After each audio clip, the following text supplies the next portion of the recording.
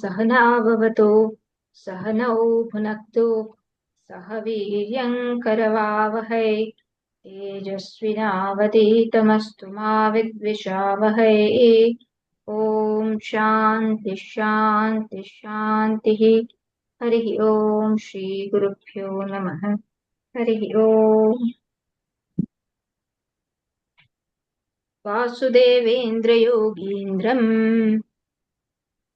वासुदेवेन्द्रयोगीन्द्रम् त्वाज्ञानप्रदं गुरुम् नत्वा ज्ञानप्रदं गुरुम् मुक्षूणां हितार्थाय मुमुक्षूणां हितार्थाय तत्त्वबोधो विधीयते। तत्त्वबोधो विधीयते। साधनचतुष्टयसम्पन्नाधिकारिणां मोक्षसाधनभूतं तत्त्वविवेकप्रकारं वक्ष्यामः। तो साधन prakaram sadhana chatushtai sampatti is being talked about. What are those fourfold qualifications? Sadhana chatushtayam kim nitya nitya vastu vivekah iha mutrartha phalabhoga viragah shamadhi shatka sampattihi mumukshutvam cheti. Viveka, vairagya, shamadhi shatka sampatti, which is also known as emotional maturity. Mumukshutvam, intense desire for this one goal in my life, that the desire behind all my desires is only one, and that is I want to be happy. Then Vivekaha. So the Shishya asks, what is this Vivekaha? So Nitya Nitya Vastu Vivekaha. What is this Nitya Nitya Nitya Vastu Vivekaha? So the Guruji responded, Nitya Vastu Ekam Brahma Tad व्यतिरिक्तं सर्वम् अनित्यम् अयमेव नित्यानित्यवस्तु विवेकः. So nityavastu vivekaha is only one. There is only one unchanging thing, that is Brahman or Ishvara. Everything other than Brahman or Ishvara is changing. Everything that we encounter, anything we encounter two things simultaneously. An unchanging aspect and a changing aspect. So within whatever we encounter, the changing aspect is not Brahman, but the changeless aspect is Brahman, upon which the changing is sustaining itself. But in anything, there are two aspects: changeless aspect and changing aspect. That we will study through the course of this text. But so far we just understand what is this vivekaha. Vivekaha between what is permanent and what is impermanent, what is changing and what is unchanging. And what is permanent, what is unchanging is only one thing, that is Brahman, limitless, or Ishvara. Anything other than Brahman or Ishvara is what is changing, not permanent. Ayameva nitya anitya vastu vivekah. So when the sadhaka comes to study this text, what is the qualification that he should know? What is permanent and what is impermanent? That whatever I had been seeking so far, my vacation, my bank job, my house, my 2 BHK, my 3 BHK, whatever, I have sought after and I can sought after is what? Anitya. But then there is something which is Nitya, and I am desirous of that Nitya Vastu. Or even that all this I had been seeking so far is Anitya, even that understanding, being able to differentiate and separate that is a big thing. So at least that much Viveka, that much, that much, what's the word you used? Thinking. Yeah, that much thinking is needed, that we should be able to think and analyze and separate so much. Then the second was viragakaha iha swarga bhogeshu ichcharahityam. So viragaha here Vairagya dispassion is here presented as the state of you know, ichharahityam, when you don't have this desires within you. For what? Desires for what? For happiness, by enjoying things in this life, or afterlife. So for this, when you have dispassion, for this, when you are free from all these kind of desires, that okay, when I will go to Australia, then I will be happy, or I want to go to Australia. So let me work hard and let me collect, let me have some savings so that I can spend my time in vacation to Australia. So this is what, this is icha. Icha for what? Uh, Iha bhogeshu, for enjoyment here in this life. So when the person becomes free from desires, uh, or free from desires, fulfilling which he will get enjoyment here or hereafter. This kind of dependence, we are talking about dependence. For happiness, when you become dependent on objects and situations, then you are dependent and you are caught in the clutches of these, of these external things. Uh, and when you become free from this, then the person is said to have vairagya. If you are dependent on it, then our happiness will be dependent on these situations to satisfy. You know, uh, only then I will be happy when I go to Australia. Only then I will be happy when I make enough savings so that I can go to Australia. So you see how distant you are becoming to your, to being happy. Whenever you entertain any desire that I will be happy when I get something, that means you are creating a distance from I am being happy. And so this vairagya is what? Vairagya here, although it is presented as icharahityam, a good way of understanding vairagyam is objectivity, understanding a thing for what it is. So, by vairagya, we are not saying, money has no value. Uh, we are not saying that do not take a break for vacation.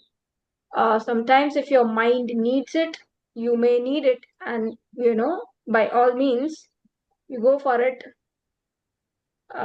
શું થયું કાંતિભાઈ? 5 વાગે કેમ અહીંયા જોડાયા? જોડાઈ શકો છો, કશો વાંધો નથી.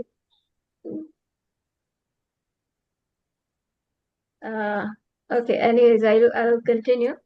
So vairagya is that objectivity, right? So you value a thing for what it is. You do not undervalue a thing, nor do you exaggerate a thing for, so money is not given all importance, neither is money underscored.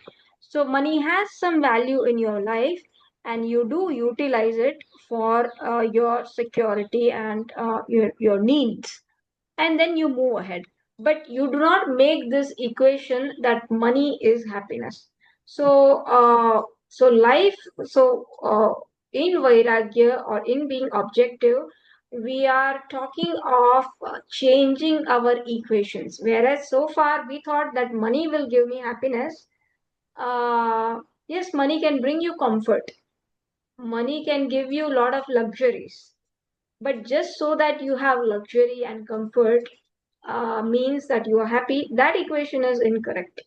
So that we are scrutinizing, that we are analyzing. Uh, what was the homework I gave? I gave him some homework. Uh, I somehow didn't write it, but I have written everything, but I don't have any homework written, Okay. I Okay. guess. Shivani I ji, don't think you gave. do you remember? There was no homework. Yeah, Is it yeah. because you haven't done the homework? No, no, no. There was no No, actually you because forgot. you. You forgot to give any homework. You said Okay, you'll be giving. Yeah. fine. Actually, Okay, because usually I would have like H and W thing written, okay. even if Maybe I because haven't done it. last Uh, time we were doing the overview, so maybe we didn't mm, have any homework. mm, So, going over, one thing we saw that what is Vairagya? Vairagya is the maturity of the Viveka. So we mm, cannot develop Vairagya, we can develop Viveka. So we can work on our Viveka, and that Viveka has to mature into this Vairagya in our life. Uh, so we cannot say that, okay, I'm going to have Vairagya for, for this, okay, I'm not going to eat uh, mm, restaurant food. We can have Viveka that, because I do not want to be dependent on external things for happiness, and because I want to live a certain life, therefore let me not, you know let me have sattvic food, let me have appropriate food conducive to my sadhana, so therefore let me not go to restaurant. Like that kind of viveka you can do, but you cannot say that, okay, I'm not going to restaurant, therefore I have vairagya. Vairagya is a objective state, uh, and that comes out as an outcome to your matured viveka.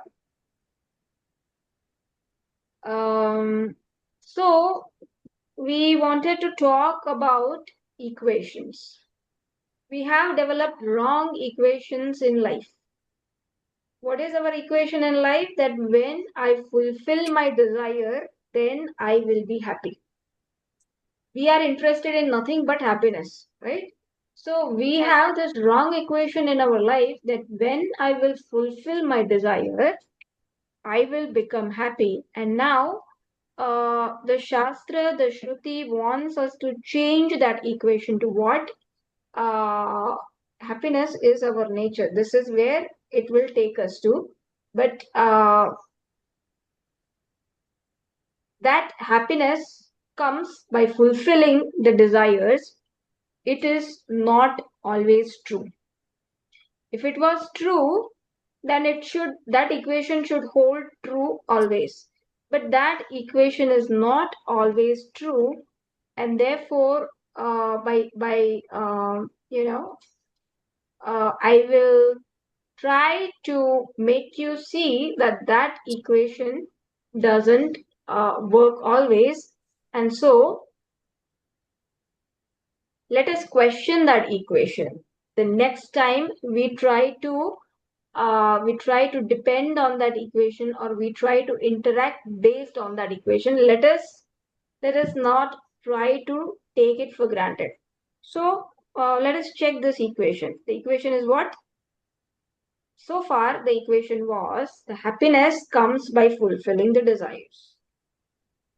uh, is that true? Now when somebody tells you a joke and then you burst into laughter, for that I should be able to tell you a joke, mm. which I am not. So who knows the joke? Who knows the joke? Shivani ji knows a joke. No, I don't. Yeah, we are all boring people. We don't know any jokes. But so We'll I assume. yeah, huh? We will assume that you have said a joke. So Yeah, we'll but laugh. no, assumption is not. We need a live. Funny. You can't assume that you have gone to a laughter show. Can you assume that you have gone to a laughter show? You have to experience it, right? So Mm. yes, Sajini ji knows a joke. Please tell me the joke. Please tell me a joke. That's what we are trying to get at. We need a joke. Mm. Why didn't the skeleton cross the road? Who didn't cross the Hmm? road? The skeleton. Why did not the skeleton cross the road? Mm, Yeah, Because they can't walk. Yeah, because it had no guts. it had Ah, no guts. oh, All the nice. children laugh at that joke when we say that one. It's a medical joke. It's a medical joke, The yeah. doctors can bring the medical joke. So, but the idea is whenever we hear a slapstick joke, what happens is we become happy for a while. Where is that happiness coming from? Are we fulfilling any desire when we are hearing a joke? no. So then our equation so far that happiness comes by fulfilling desire. Why am after a No. desire? Because I think that when I will fulfill a desire, I will get happiness. And that's why once the desire is fulfilled, then another desire pops up. Why? Because now I have to be happy again. I was happy, and now the happiness is gone. Now I have to be happy again. So another desire pops up. Question is, is always happiness a result of fulfillment of desire? When we are happy hearing a joke, what desire have we fulfilled? Nothing. No desire. Then how come, then where are we getting that happiness from? We are happy, even still we are happy, even though we haven't fulfilled any desire, are we still happy? We're happy. Where is that Yes. happiness coming from? Coming after I'm listening the joke, the humor. the humor. Where is that happiness coming from? I think it's I think it's letting go of something that brings out the happiness within us, but I don't know what we're letting go of at the moment we hear the answer to the joke. Good, very good answer. So two things by Sajni's answer, that one, we are letting go of something, and we are enjoying our own happiness. So when we are hearing the happiness, when we are hearing the joke, we are letting go of the individuality because of which we are stressed. The anxiety is clouding our mind. That goes for a while. The identity that I am so and so, I am Pushti, I am Sajni, I have to do this, I have to attain this thing, it's, Goal. all this goes for a while. And when that goes for a while, I am just face to face with my real self. And what is that real self? Happiness. So that happiness is coming from my own self. So, in that state, when I'm hearing that joke, my mind becomes free from all the impurities. Not Hmm. what kind of impurities? My various identity, that I am so and so, I am Pushti, I have to do this, that. Those are the impurities. Those impurities goes away for a while, and then I become face to face clean with myself, which is happiness. So the happiness is not coming from an external thing. It is my very nature which I tap when I hear that slapstick joke. We need to have a stock of jokes so that we can just read. That's the next task. Uh, but I'll take up this homework. sorry. Mhm. I'll take up this homework. Yeah, that's good. Yes. So Sajni will do that homework. Uh, so uh, this equation in our life we have to change, and we have to work on. Uh, Sajni, I didn't give any homework, right? Last time, or did I? You just said to me, Sajni, do your homework, but you didn't give any homework specifically, at least for the portion of the class that I had attended. Hmm. Maybe that is Maybe. true because Tula also is saying no homework. I guess, anyways, nobody even. Okay, fine. So you all are released, Okay, no homework, fine. So Viveka Vairagya, and now we enter what? Shamadhi Sadhana Sampatti ka.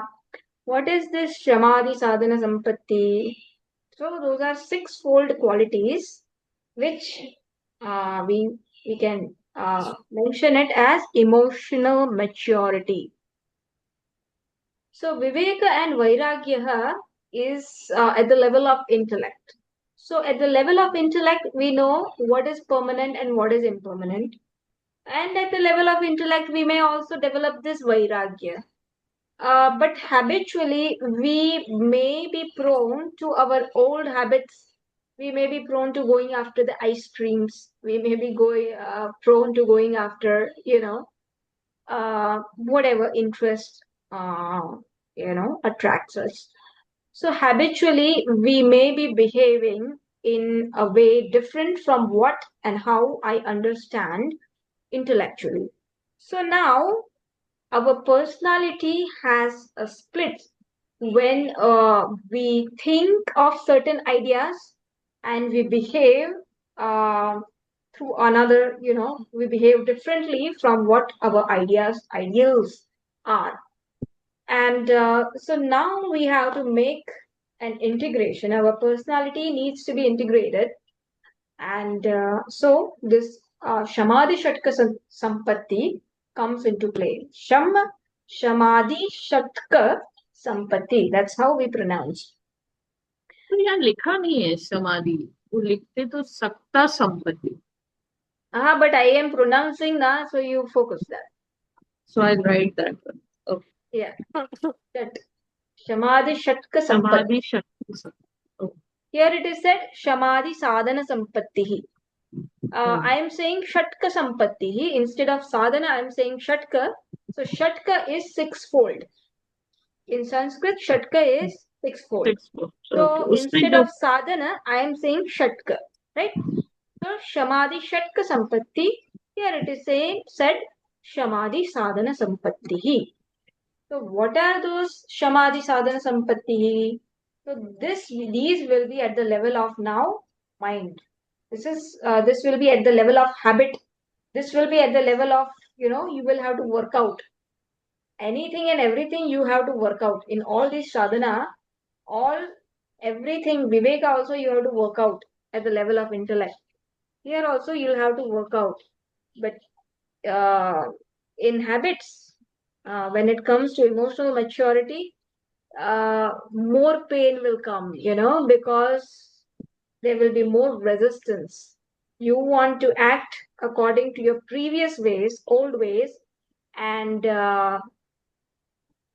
your mind will resist any change. So here we would have to do a little bit of workout. So what are these sixfold sadhana sampatti? So shamaha, damaha, uparamaha, titiksha, shraddha, samadhanam cha iti. So shama, dama, uparama, titiksha, shraddha, and samadhanam. So one by one, so this is just a list. Now, the text itself will explain all of them in detail. So I'm just going to dive in that. So Shamaha Kaha, and actually before going there, so usually Shama, Dama, and Uparama is kind of one group in the sense that one will lead to the other. Like, how Viveka matured into Vairagya. So also Shama Dama, when becomes mature, it will result into Uparama and so forth. Only till Uparama. Let's go only till Uparama. So now, Shamaha Kaha, Manonigraha. So the Shishya asks, what is this Shama? And the Guruji responds, Shamaha is manonigraha. It is the mastery over the mind. What is mastery over mind?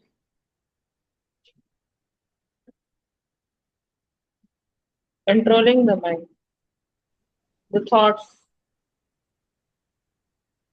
Uh, yes, we can say controlling, but here in Vedanta, we don't want to control. We want to educate.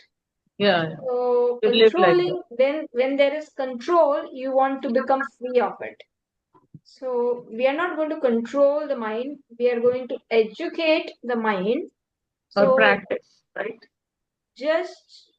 Educate. Educate. Okay. Educate the mind. So like a child, the mind is going to have its own habit, and like a mother, you are going to educate the mind of what is right and what is wrong. And for that, you are going to use various techniques. So sometimes you have to be very strict with the mind. Sometimes you Okay. have to be lenient with the mind. So depending on our own mind, uh, we have to address the child. And sometimes if the child is aggressive, sometimes if it needs love, we have to give the mind that love. Sometimes if it is too lousy, we have to be strict. So by means of both love and by being strict. So it is called nigraha. Uh, you become a little bit strict and you give a little bit of love. So by those two means, you have to continuously educate the mind of what is right. Educate the mind regarding the viveka that it needs to do, and in that way you have to uh, guide guide the mind to the right habits. So you have to develop, you have to cultivate the new habits. You have to cultivate, uh, yeah, you have to cultivate new habits. And for that, every time the old habit pops up, you educate the mind of what are the defects in uh, in uh, behaving in the same old manner. That what you have to lose if you were to behave in the same manner. And so, dosha darshanam muhur muhur. This is being said that how do you cultivate the mind? By making it see the defects of your old patterns. Or what is it that we want to do here? uh, Viveka. Let us take the Viveka, right? So we are just taking one aspect, Viveka. Nitya, Anitya, Vastu, Viveka. That there is something that is permanent, that there is something that is impermanent. Everything other than Brahman is what? Changing. So now, having understood this, uh, when you are confronting something which is changing, what should be your attitude? Should you be attracted to it? You're muted. You're on mute. Yeah, It means, so we have to understand that it's going to change and Hmm? you should be still able to perform your jobs, however, knowing that it's not gonna last forever. Hmm. And what you can do is, okay, it is changing. So let Mm, me not, depend on it for my happiness. The mhm. basic viveka we are doing the changing and unchanging. What is the basis for it? That let me Happiness. not depend on it for my happiness. If I depend on my happiness on Mm, a changing thing, then will I be happy or will I be frustrated? mm, frustrated. I will be frustrated. And I want to be happy or frustrated? Frustrated. I mm, want to be happy. So uh, we see the defects. Then that in in depending on a changing thing, it is not going to give me lasting happiness or lasting satisfaction. And what I'm looking for is lasting happiness and lasting satisfaction. So let me not depend on this thing for that lasting happiness or uh, satisfaction. I may use this thing or situation for whatever use I may have in my life. I may make use of it, but I need not depend on it. So in that manner, I can educate my mind, and whenever it has temptation, let me go to this restaurant, you know, uh, then I can try to educate it that no, why should you not go to the restaurant? I'm just giving examples, okay? You all may go to the Mm-hmm. restaurants, but Mm-hmm. we have to. I am.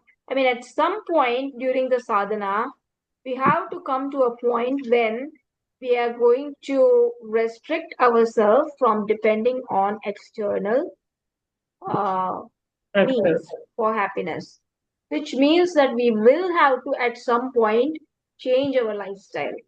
Not at this point, perhaps, for all of you are busy in, kind of a lifestyle which involves you to go out and, be with the society. But at some point, even when you are doing that, you can at least remind yourself uh, that although I feel that I am getting happiness from enjoying this ice cream or good food or good company or good vacation, really happiness is not coming from it. This educating the mind you can always do. If So, we if we do it enough, I think if we say that enough and we see the consequences of eating out enough, after a while the mind becomes educated and tells us, Rajni, I'm not able to hear your voice properly. Can you say again? you can't hear my voice now? No, it's still muffled. I just put in Bluetooth. Okay, never mind. I'll stay quiet. What happened? You're not asking question. Okay, she's re-logging in. I think so.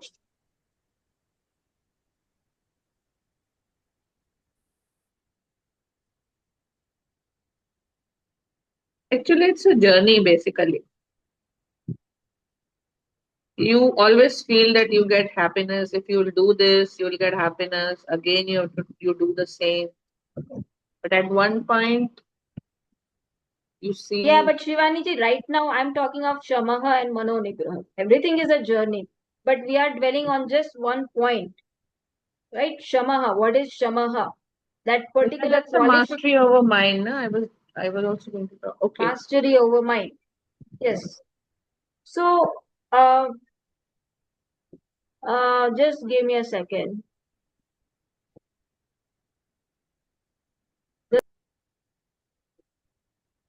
Okay.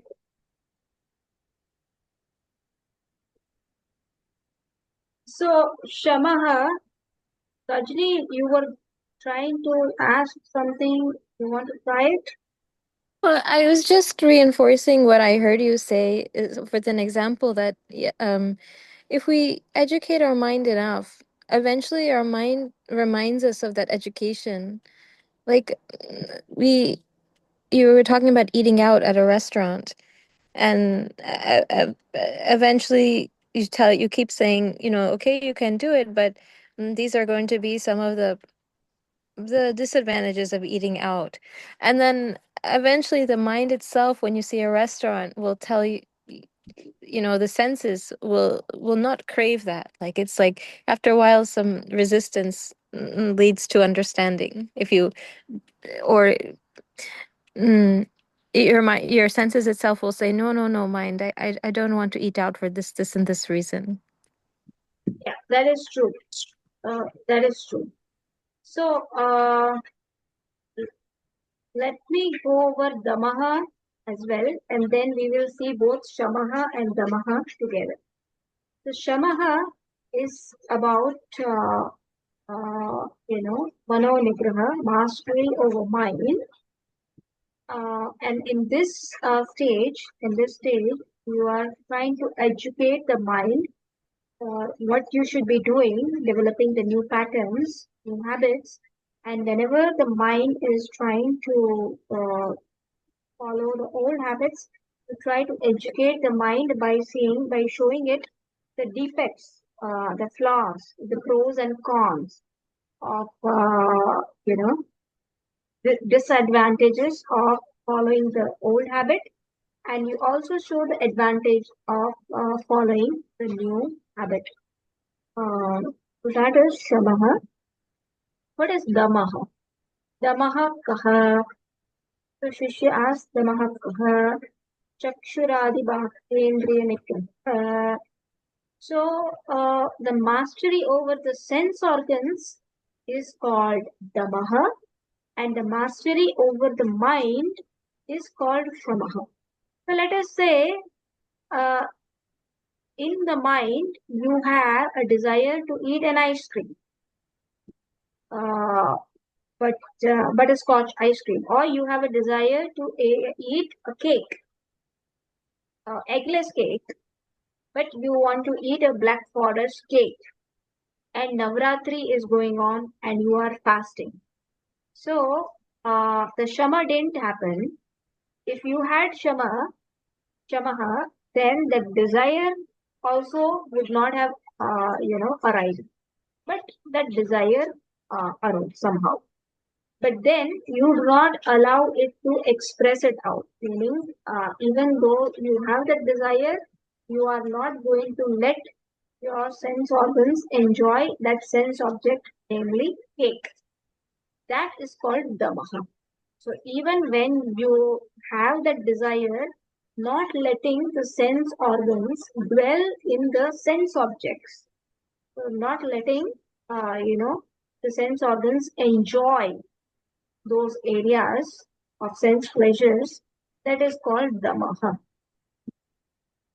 So usually this is where we start.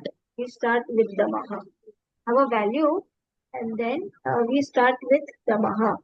That okay, I have to, I want to, you know, uh, I want to live a spiritual life, so I'm not going to eat egg for 1 week during Navratri.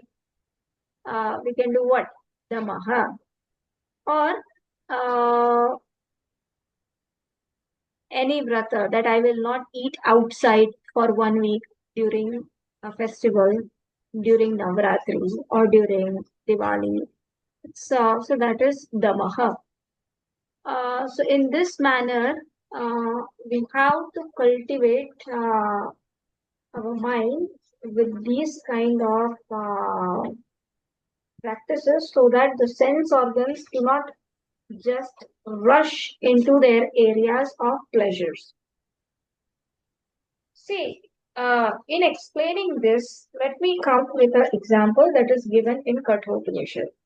In Kathopanishad, there is an analogy given of a ratha. Our body is like a ratha meaning a chariot. Our body is like a chariot. So in a chariot, what do you have? You have horses. And what do you have? You have a charioteer, one who guides the chariot. Then what do you have? The charioteer, he takes control of the horses by the reins. So he have the reins in his hands so that the horses move in the direction that he chooses the horses to move in. And you have what? The passenger. Or, yes, the passenger. And passenger chooses the destination. And according to the destination which the passenger wants to reach, this charioteer decides that, okay, he wants to go to so in such and such place, then I have to go in this direction. Otherwise, if the passenger wants to go in the other direction, then I have to go to right. So Based on the passenger's wish, the charioteer decides in which way the chariot should be led, and to lead the chariot in that direction, how should I guide my horses? So, in going to one place, how there is the passenger involved, then there is a charioteer involved, then there is the horses involved, and the horses are also not independent. They have the reins of the horses are in the hands of this charioteer. So, also in that Kathopanishad, the five sense organs, eyes, ears, five sense organs of knowledge primarily, are compared to the horses. Our five sense organs, the eyes, ears, then whatever is left. Nose, tongue, One more thing. Yeah. So Touch, feeling of touch. Sajini ji is showing us. Can you see it? I don't know how to share it though, Sajini. I think I sent it to everybody. Yeah, I saw everybody? it. The chariot. Yes. Oh wow. Yes. So Gita Upadesha. yes. So we have five horses. The five senses, the taste, then the smell, touch, hearing, seeing, all these. By these five senses, our mind, which is uh,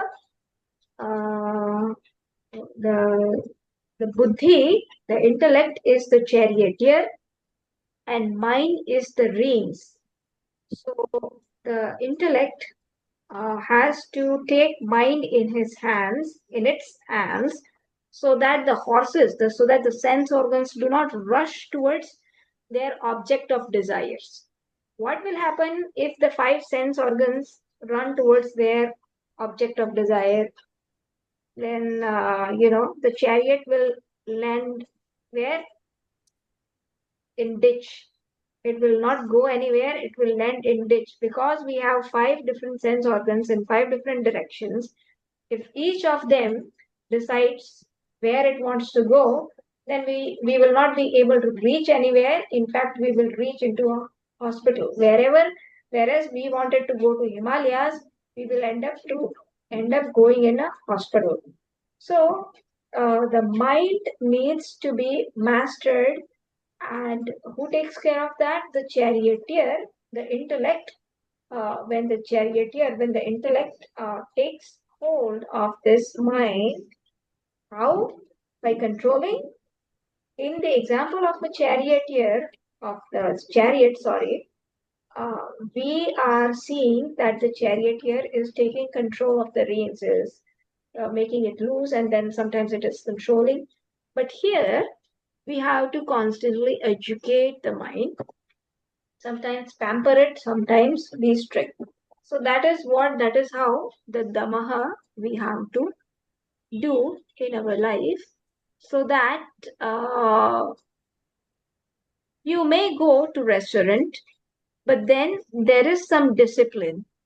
This is all about bringing some discipline our life, and so let me have a chart for myself, uh, that if this is the truth in life, that happiness is my very nature, and happiness does not come from any external objects, then should I go and rely on external objects for happiness?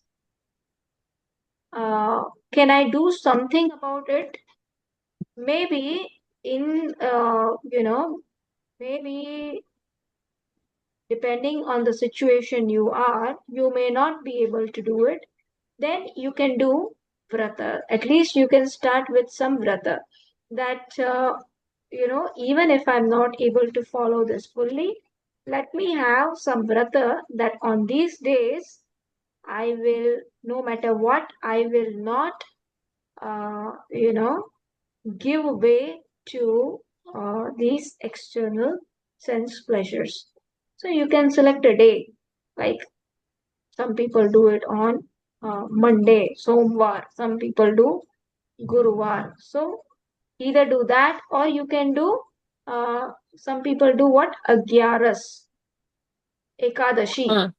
Some people do Ekadashi. So this can be a good start in our life to develop on this value of Dhamma.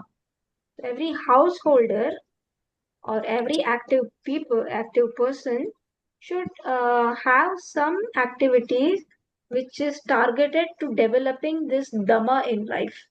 So have some vrata in life so that our food habits are in controlled manner.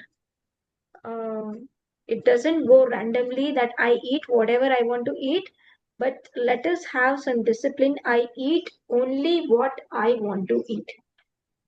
Or even if I go to restaurant, I can have that discipline that even if I go to restaurant, I will eat only this much quantity and no more after it. Even if I like ice cream, I will go only for 1 cup of ice cream or 1 cup of ice cream and I won't go for two. Second one. I will go for only one cone and I won't go for second. So like that, depending on where we are, we all have to scrutinize ourselves and take it from there. So if we cannot leave or give up anything, then we start by limiting the quantity of whatever we are taking. But this kind of, uh, uh, controlling the mind or not letting the sense organ dwell in those areas of sense pleasures, this kind of practice is called damaha. Shamaha, we said mano nigraha. Mano nigraha, when the mind does not even want to go outside for enjoying this sense pleasures, that is called mano nigraha. So this is being talked about, that we are talking about a seeker who knows that happiness does not come from external objects, and so he is not here. Sorry, Sajid. And so that seeker is not relying on external. Seeker is not relying on. See, for me, there is such a shama and dama is happening. So Shivani ji may not be knowing what I'm laughing about. I'm laughing about Sajni ji has suggested that I use either a female example or avoid using a male example. And I had a habit of using always a male example. So now I have to have Shamaha and Damaha to make sure I'm not using a male example. So Shamaha and Damaha. Because Pushti ji and Swami Viditatmananda ji told me last time when I was in Ahmedabad, Tattva that even women can achieve moksha in this lifetime. Together they told me. So I thought that Why even women? motivation, We can. females. Yes. Why even No, women, not females? even women, not even because everything in the Women. Shastra talks about being man. Everybody can attain moksha, and so we also want to have this moksha. What is moksha? What is moksha?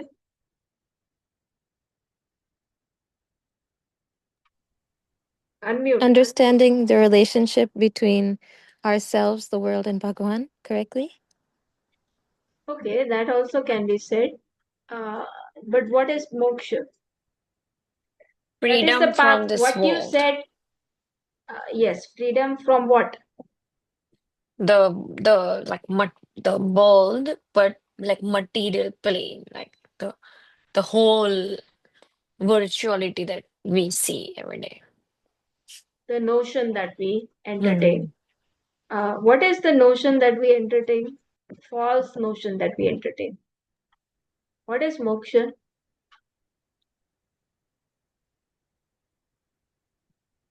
Getting Not free getting aff- from that. Shivaniji? not getting affected by anything around us. Hmm. That is a And byproduct of moksha. yeah, It's a byproduct of moksha. Then what Sajniji said is a means for moksha. What is moksha? we are not going to Ooh. take birth again if we That get is a this. that is again a byproduct of moksha.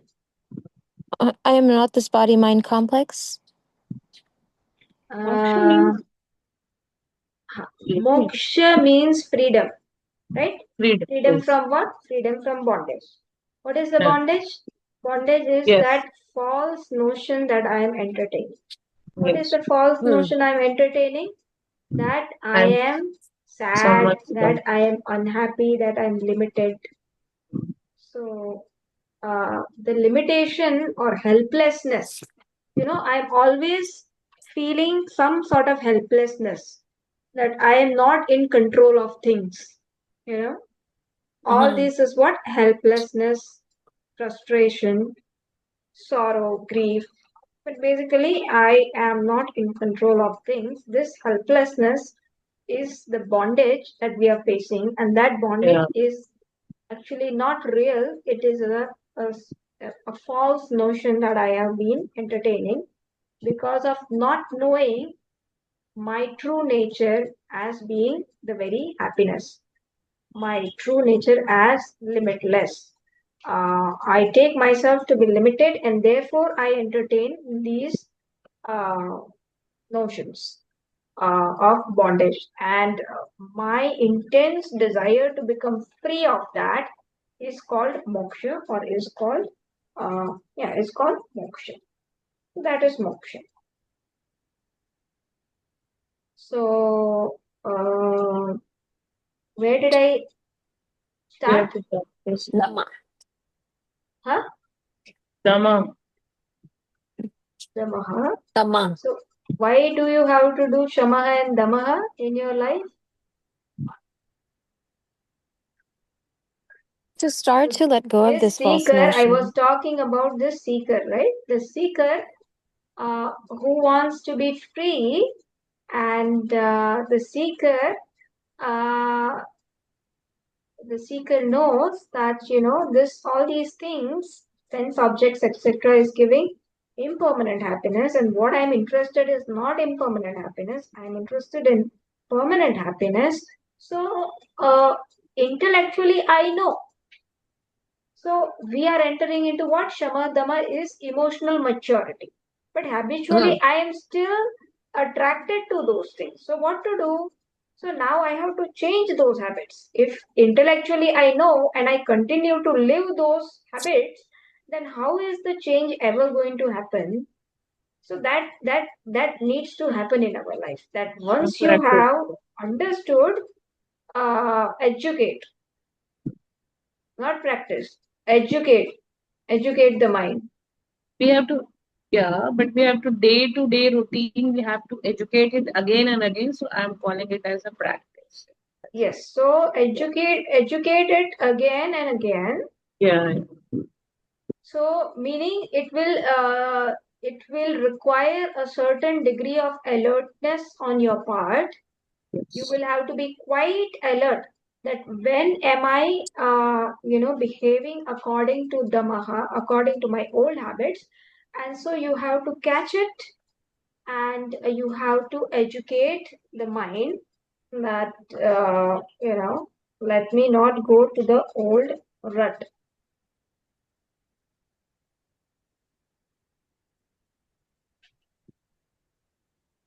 Sorry, got distracted. So shamaha and damaha has to be practiced together. Now one thing is, sometimes we this shamaha is does not happen, meaning if shamaha had happened, if shama happens in our life, then even that desire doesn't would not have it would not arise. But that a desire that okay, I want to have an ice cream, then that shamaha has not happened. But then at least you do damaha that even though the desire has arisen, you don't fall for it. And then mano nigraha, since the shamaha didn't happen, so what you have to do, you have to educate the mind. That you have to educate the mind that, oh mind, see, you think that happiness you are getting from ice cream, but how? Uh, Happiness is you are not getting from ice cream or whatever external means. So in that manner, you educate the mind that if you know, if you encourage the old habits, then you will become a slave to the external sense objects for your happiness. And so uh, do not depend, you have to talk to your mind like this. So you want to grow out of it. So let us not depend on those ice creams for happiness anymore, or let us have only ice creams on certain days, or let us not have ice cream on certain days in my week according to your Mm. capacity. So you have to develop this capacity. Okay, so if if this is not going to be your area, then you have to start with reducing the quantity of whatever you are consuming or sense pleasures. So either you restrict on certain days, or you restrict the quantity of whatever you are enjoying. And then slowly from there, you kind of reduce. So this is going to be a lifetime process. I gave an example of ice cream. We have to take example of what? Everything. We have to take the example of values. The values. Which values? Ahimsa, Kshama, Satya, uh, non-violence, accommodation, truth.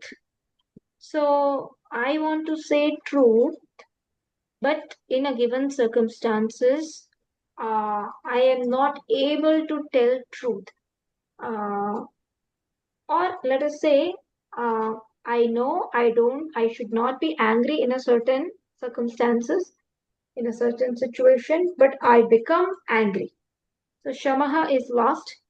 But at least if we develop this value of Damaha, then I do not let it express through our sense organs. Still, even when we do that, even when we do not let it express out in public, still this shamaha, lack of shamaha, uh, has not happened. So what you will have need to do, you will have to address uh, that emotion that arose in you. And for that, what will you do? You have to let it go somehow. Anger arose in you, you are not letting it out. If you do not express it out, then it will form a pressure cooker and someday it will burst. So, somehow, whenever you are not able to, have a hand over Shamaha, then you either express it out by writing down your feelings, or by expressing out, sharing it with your friend, or some companion who you trust, or even to that person, and just sharing it at the time when the person is able to handle, when you are also able to handle that conversation. So in that manner, whenever this shamaha is not uh, what is the right word, when you are not able to follow shamaha, then you have to address it. That's a very important aspect of this Shamaha and Damaha couple. Shamaha and Damaha is like a couple. So if you are not able to do Shamaha, at least you try to do Damaha. Mm. Sometimes even that is not happening. Then what you have to do? You sit with yourself and educate your mind that okay, I reacted. I reacted in a given situation, even though I knew that krodaha, non-violence is the value that I want to pursue, and still non-violence happened. And I know, why do I have to follow non-violence? For my own sake, for my own self-esteem, for my own self-worth. When I compromise the value, any value, let us say here anger, violence, non-violence, then what happens? I myself fall down from my self-esteem. I myself am not able to respect myself the way I should be. So you try to show your mind all these pros and cons of what happens when you follow the value, and what is the disadvantage of compromising the value. And in this manner, that education will help you that next time you try not to give yourself to an emotion such as anger. So you do not at least encourage that, okay, uh, this is fine. Sometimes it happens. At least you continue to educate the mind that anytime it compromises a value. So in that way, shamaha is manonigraha, namaha is uh,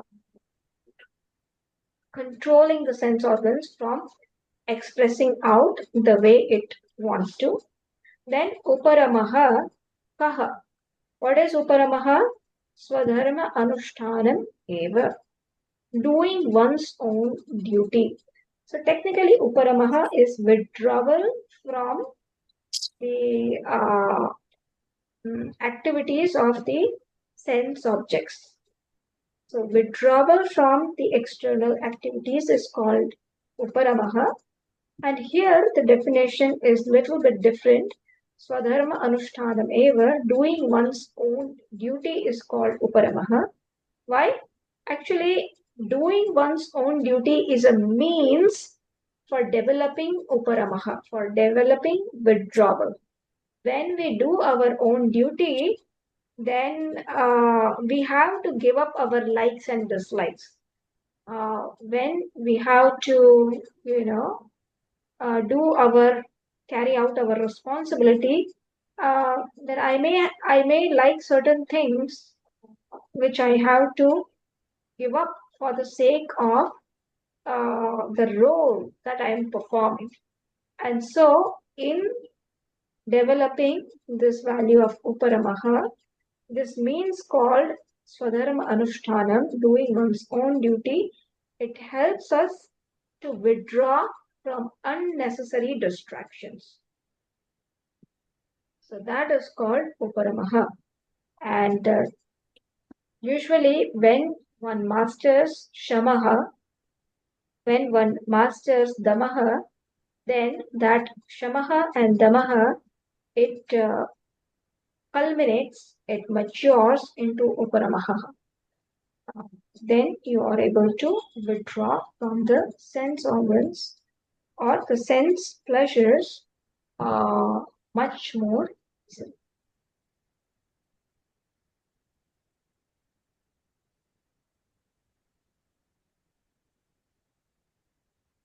I am just going to take 2 more minutes to at least give you a run through the next three Shamadhi Shatka Sampatti. So the next one is then Titiksha. What is Titiksha?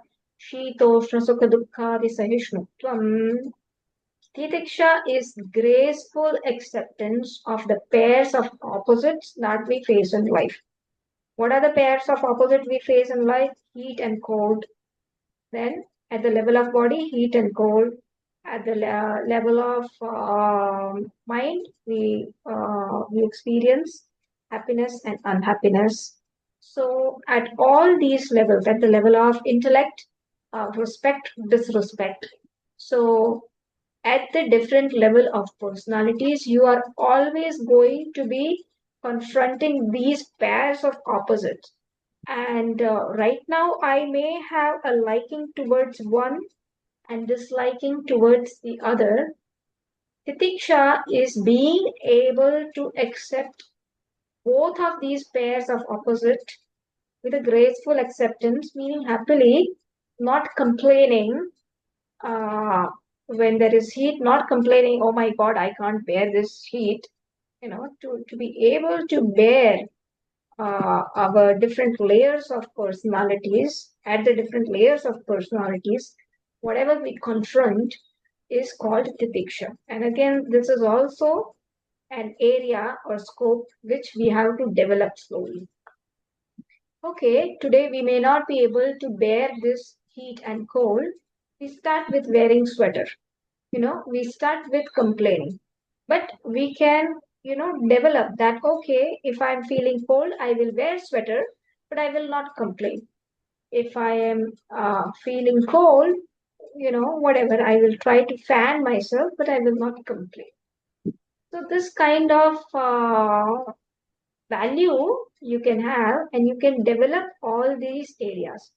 So if you find yourself restricted so much that there is no way I can bear heat, there is no way I can bear cold, that is at the level of body, but there is no way I can bear disrespect, there is no way I can bear uh, unhappiness, that you can slowly expand those areas. That okay, uh, can I be okay even if I am subjected to disrespect? May not be always, but can we open up little bit? You know, out of 7 hours, uh, for let us say for 6 hours, you may still hold on to it. But am I still able to give it, some room for 1 hour, if not 1 hour, for half hour, for 10 minutes? So you start with whatever little you can start, and then slowly you just stretch yourself on that value, on that titiksha.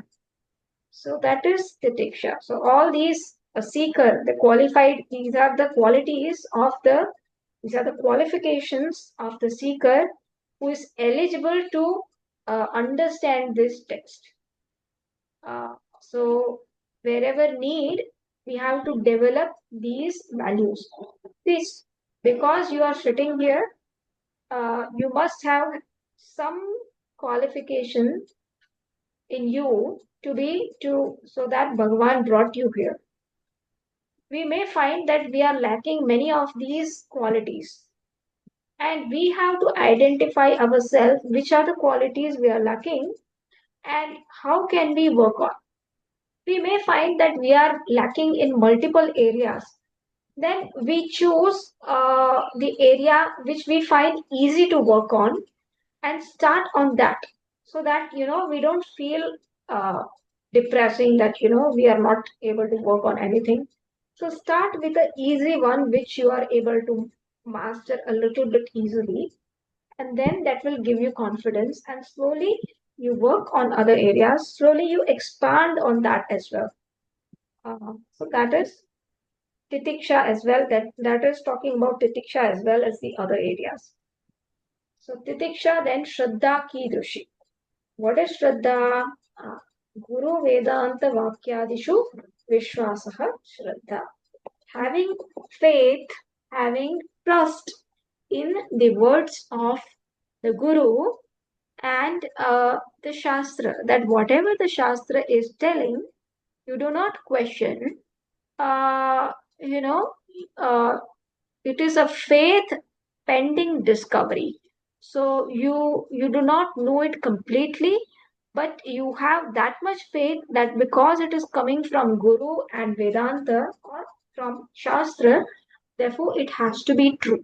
It is not some make believe thing. And with that, you kind of, you move forward. So just like how much faith you have in your eyes when you are seeing anything, so also that much faith you have in Guru and Shastra when it comes to unfolding the reality of yourself, reality of Ishvara, and reality of the world. Lastly, it is samadhanam. Samadhanam. Kim chitta ekagrata is called samadhanam. A single pointedness, that when my mind is sitting in this class of Tattvabodha, it is not thinking of anything else.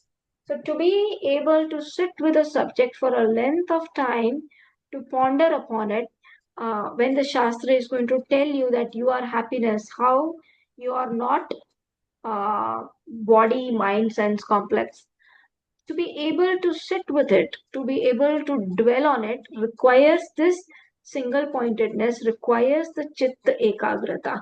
So that is called samadhanam. So this is another quality that the mumukshu needs to have, that the seeker needs to have. So these were the sixfold uh, shamadhi, sadhana sampatti, or shamadhi shatka sampatti, uh, which is also called emotional maturity, which is required so that the understanding of the intellect is translated into in our interactions. Uh, and let me also introduce the last one, mumukshutvam kim moksho me bhuyaditi icha. So what is mumukshutvam? Uh, Fourth qualification is this mumukshutvam, meaning mumuksha, having this intense desire that I want to have freedom from bondage. I want to have freedom from this sense of helplessness, sense of limitation, sense of frustration, sense of grief. And that becomes your priority, that becomes your only desire, or that is the overpowering desire over all your other desires. That is called mumuksha. So not that I will have. Can you Yes. just like repeat this, like the last thing, the freedom you said, or the overpowering desire? So Just quickly. yes. So moksha is freedom from, what is moksha? It is the Hmm. desire, Hmm. that intense desire of freedom from bondage. Moksha is intense desire of freedom from bondage, and it is not one of your desires, it is your only desires. So it is not that I can have a desire for bhoga, meaning I have a desire for ice creams and power and position, and I can also have a desire for moksha. Because once you have done the nitya anitya viveka, then you will know that whatever I am desiring for, whatever else I'm desiring for is anitya, and now I am desiring only for nitya. And so this intense desire comes that I want only nitya vastu. Nitya vastu is only that one Brahman, one Ishvara, and I do not desire, I do not fall for anything other than Brahman. I do not fall for anything other than Ishvara. This kind of desire is called mumukshutvam. And you can compare it in, to relate it. Uh, See, for Vairagya, they give this example. Uh, we can also give it for mumukshutvam, that if your head is on fire, how the person will rush for a pond of water. And if somebody gives an ice cream to the person, will that person stop? Or if somebody else is eating the ice cream, will that person even turn that what ice cream is he or she eating? Let me just, extinguish this fire and then I'll come and have this ice cream. Free ice cream, they are shouting. Would that person care for anything other than how can I get this, fire off my head?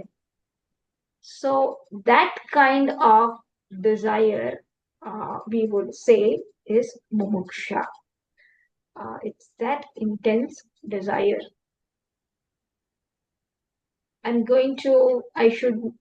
Well, like when you need to release yourself. Does anything come in between? Any bhoga, you'll be given a lot of gifts, 1 lakh rupees, 10 lakh dollars. Would anything tempt you at that time? No. So we all know No. that state. So just when that state happens for this desire for what? For freedom from this helplessness, that state is called mumuksha. The same feeling when you get it for that becoming free from this, sense of helplessness, that state is called mumuksha. So with all this package, the seeker becomes qualified for this. The seeker becomes qualified for this text, for studying this text. So, etata sadhana chatushtayam. These are the fourfold qualifications. Tataha tattva vivekasya adhikarinaha bhavanti. After having these fourfold qualification, one becomes adhikari, one becomes qualified, one becomes eligible to study this text, Tattvabodha, or one becomes eligible to do this Tattva Viveka, to inquire upon this truth. So with that, we complete the Adhikaritvam, the eligibility of this text, and it is not completed because it's a lifetime work. So we continue to work on these qualifications even as we will continue to start the text henceforth. So the real text will start next, which we are going to start next time. Okay? So we will end it here with the prayers. Om Purnamada Purnamidam Purnat Purnamudachyate Purnasya Purnamadaya Purnamevavashishyate Om Shanti Shanti Shanti Hari Om Shri Guru Hari Om. Give me a second.